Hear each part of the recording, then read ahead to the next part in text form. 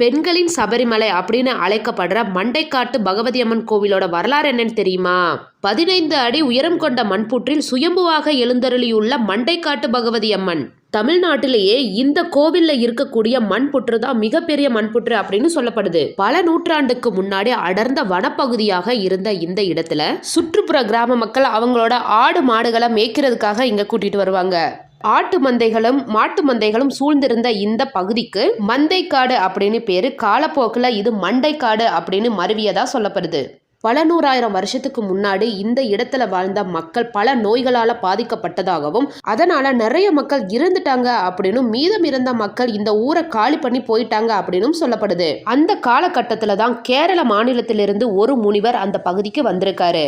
அந்த முனிவர் தான் 63 கோணங்கள் கொண்ட ஒரு ஸ்ரீ சக்கரத்தை வரைஞ்சு தினமும் அந்த சக்கரத்து முன்னாடி அமர்ந்து பூஜை செய்து தன்னோட தவ வலிமையால